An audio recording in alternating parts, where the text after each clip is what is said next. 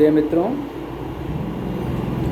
आज हम सब छंद विवेचन के अंतर्गत सोरठा छंद की चर्चा करेंगे। इस चर्चा के पश्चात आप सोरठा छंद का स्वरूप एवं संबंधित उदाहरण जान पाएंगे, देख पाएंगे, समझ पाएंगे। मित्रों, हम लोग पूर्व के अध्याय में छंद विवेचन के अंतर्गत देख चुके हैं कि छंद उस मनोरंजक या आह्लादक पद्य रचना को कहते हैं जो यति, गति, तुक, गण इत्यादि से बंधी होती है। विशेष विन्यास का क्रम होता छंद के अंतर्गत, और हम लोगों ने छंद भेद के अंतर्गत वर्णिक एवं मात्रिक छंद को देखा था। वर्णिक छंदों के आधार वर्ण एवं मात्रिक छंदों के आधार मात्रा होती है। वर्ण मूल ध्वनि है एवं उनके उच्चारण में लगने वाले समय को हम मात्रा कहते हैं। पुनः छंद के उपभेदों के अंतर्गत हम लोगों ने सम मात्रिक छंद, अर्धसम मात्रिक छंद एवं विषम मात्रिक छंद पर भी विचार किया था। मित्रों, आज का जो हमारा विवेच्य छंद है वह सोरठा छंद है। यह एक अर्धसम मात्रिक छंद है। सबसे पहले मात्रिक छंद है, मतलब इसका आधार जो है वह मात्राएं हैं, और दूसरा अर्धसम है। यह अर्धसम मात्रिक छंद है। कहने का मतलब यह है कि इसके प्रथम एवं तृतीय चरण एवं द्वितीय तथा चतुर्थ चरण में समान मात्राएं होती हैं। यह दोहा के बिल्कुल विपरीत माना जाता है मात्राओं की गणना के आधार पर। तो मित्रों, सोरठा के लक्षण पर विचार करते हुए यह कहा जाता है कि यह एक अर्धसम मात्रिक छंद है। इसके प्रथम एवं तृतीय चरण में क्रमशः 11 मात्राएं एवं द्वितीय तथा चतुर्थ चरण में 13 मात्राएं होती हैं।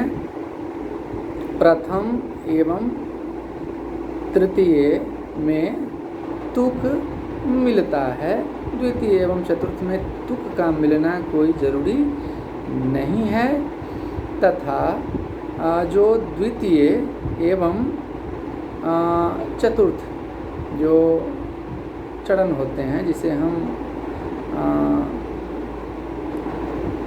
समचरण कह सकते हैं, वे लघु होते हैं, लघु वर्ण वाले होते हैं। तो सोरठा छंद एक अर्धसम मात्रिक छंद होता है।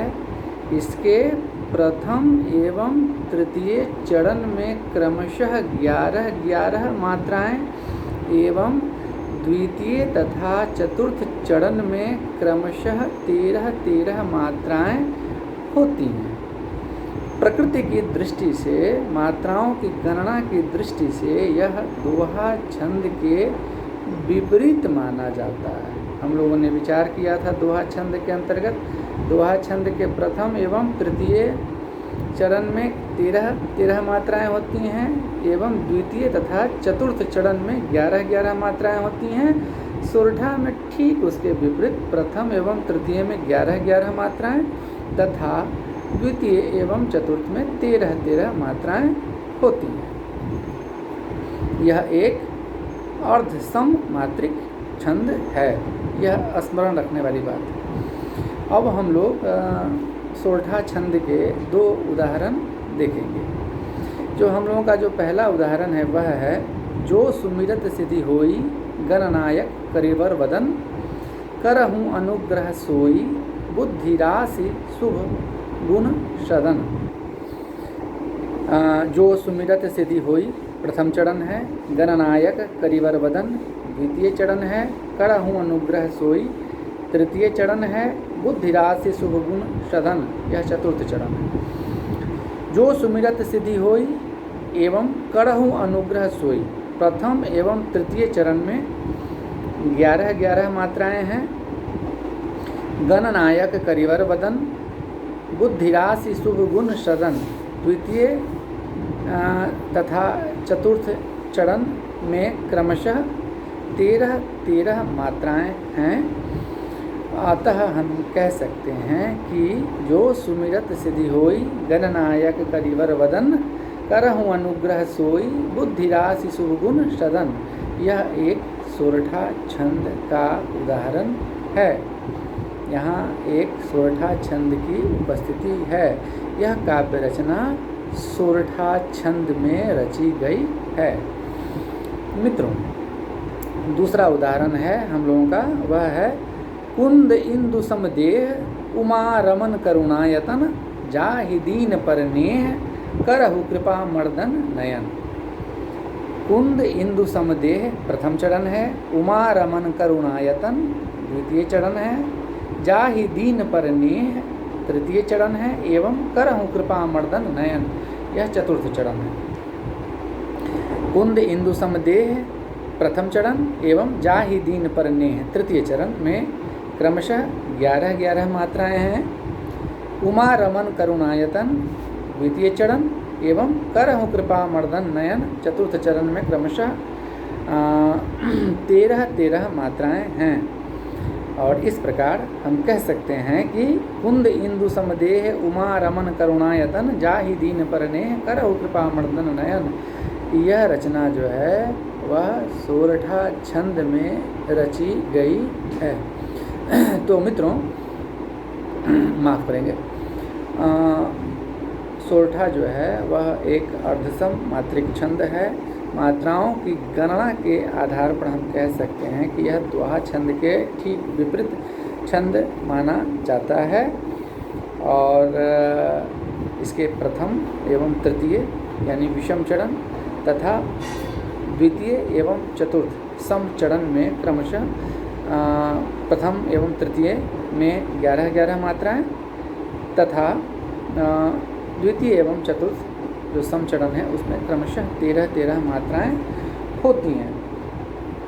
प्रथम एवं तृतीय चरण में तुक होता है और द्वितीय तथा चतुर्थ जो सम चरण हैं वे प्रायः लघु वर्ण वाले होते हैं। दोहा छंद के समान ही सोरठा छंद का भी साहित्य में काव्य में अपना एक विशिष्ट महत्व है। यह दूसरी बात है कि जितनी लोकप्रियता दोहा को प्राप्त हुई है उतनी लोकप्रियता सोरठा छंद को प्राप्त नहीं हुई है। बहुत बहुत धन्यवाद आप सबका।